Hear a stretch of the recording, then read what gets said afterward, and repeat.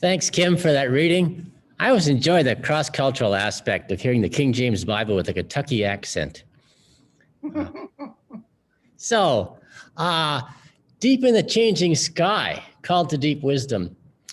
It feels a lot, which for me, I think is a bit odd because when I teach, wisdom literature is usually like right at the bottom of things I like to teach about. But coming up, the men's group, the men's reading group just finished a book a while back on the Bible and wisdom. And one of the things we noticed is that that book never actually defined what it meant by wisdom. So I'm not going to do that this morning. So I'm going to use as a rough definition, as a working definition, that wisdom is the actions, thoughts, and attitudes that lead to a successful life. I think biblically, wisdom is a very practical thing, and it helps you lead a successful life. Trying to figure out this week the relationship between wisdom and the changing sky. And one of the reasons that it didn't work for me is that I've always thought about wisdom one thing, as a stable thing.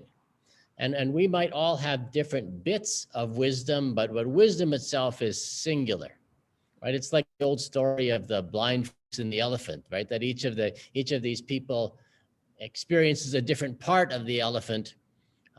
But there's still, at the end of the story, only one elephant, and it's a single stable, right, thing that we can all understand. But what if wisdom is like the sky? What if wisdom is not one hidden thing, but unintegrated networks? And what I mean by that is that if you look up at the sky, you can see the clouds, and the clouds, right, interact with each other in predictable sorts of ways. If you know sort of what's going on all over, you can sort of say, well, the clouds are going to go this way and it's going to rain, or it's not going to rain, right? And it's an integrated network on its own. Or you can look up in the sky and see the planets and the stars, and you can know that that's also a network, that this moves this way and this moves that way, and this is happening here and there, and there's a logic there. But there's no connection between the stars and the clouds, right? That if the clouds move this way, it doesn't affect what the stars are going to do. And if the clouds move that way, stars are still going to do what the stars are going to do, right? So these are networks, but they're not connected to each other significantly. So what if wisdom is like that? What if wisdom is changing and contingent, right? There's cloud wisdom, and there's planet wisdom, and there's star wisdom, and there's different forms of wisdom. Now, in saying that, we also need to remember that still in the end, wrong is wrong, right? Right. So that if you just study the conclusion that the stars that God has poked in the firmament to let some light in, that's still wrong, no matter what sort of wisdom it is you're using, right? So there's various kinds of wisdom, they're still wrong. Paul, in the passage that Kim just read, wants us to think about two networks of wisdom. There's God's wisdom and there's human wisdom. And God's wisdom doesn't look like human wisdom because it thinks about success differently, right? If wisdom is about living life in a way that's successful, well, then we have to think about exactly what does a successful life look like. And in fact, Paul wants us to think about multiple kinds of wisdom, and they're based on what people want. Again, it's like Jews want signs, Greeks want wisdom, and then there's us, right? And we're both and yet neither of those things. What do we want? And well, the simple answer is, well, we just want to be like Jesus, except that Jesus got himself crucified. We don't want that. But it's still somehow part of our definition of success, our redefinition of success. If that's right, how do we integrate that? Right. So, but still, in the end, Paul understands the world in such a way that there's multiple forms of wisdom. And notice that he doesn't say, well, Greek wisdom is just stupid and Jewish wisdom is dumb. Right? It's rather that these forms of wisdom want something else. And these systems may not be compatible with each other. So for an example of God's wisdom, let's look at the 10 Commandments. And if we look at the 10 Commandments, we see that the last half of the commandments are about fairly practical things that are also in our American legal system, right? You shall not kill, you shall not commit adultery, right? You shall not bear false witness against your neighbor, which is like lying in court, right? All of these things are basically illegal in the United States. And then we get to the last one, right? You shall not covet.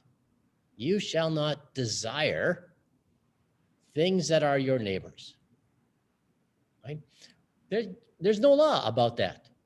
There's no law that says you can't want things. How would you, right? How would you decree contentment? It's not a practical law. It's not an enforceable law. Like, what would be the punishment for wanting something? Right? But rather, it's a piece of communal wisdom that's been raised to the status of a divine decree. And it's not just like one of the many, many laws listed somewhere in the Bible. It makes the top 10 list. So this is somehow really, really important. It's really, really crucial. You're not supposed to want stuff. You're not supposed to want stuff that's somebody else's. Another thing to think, another way to think about this is to remember that wants, that desires can be trained. Right? Most children don't like broccoli. Right? Most children don't like coffee. Lots of things we didn't like as children that we do like now. So we understand that our wants can be trained, right? And we can do this on a larger scale. So the commandment is specifically about wanting something your neighbor has, a specific thing that you want. You want your neighbor's house. You want your neighbor's car. You want your neighbor's, whatever it is that your neighbor has. And the idea is that if you want it enough, you're going to go and take it from your neighbor, right? And if you have to like kill your neighbor to do it, well, I'm just going to kill my neighbor and get whatever it is my neighbor has. Okay, so that's one form of wanting. But capitalism trains us to think differently about that, so that we don't want what our neighbor has. Capitalism says there's lots. We can always make more, right? So if you covet your neighbor's car, capitalism says, well, you can get one like it, right? In fact, you could get a nicer one. You could get a nicer color than your neighbor has, or you can get a model up, right? Or even just exactly the same car, you can just go and buy one, right? And let's face it, this is an improvement, right? That going to buy a new car that looks like your neighbor's is still better than knocking your neighbor over the head with his car, right? Or just taking his car without knocking him over the head, right? So that's an improvement, right?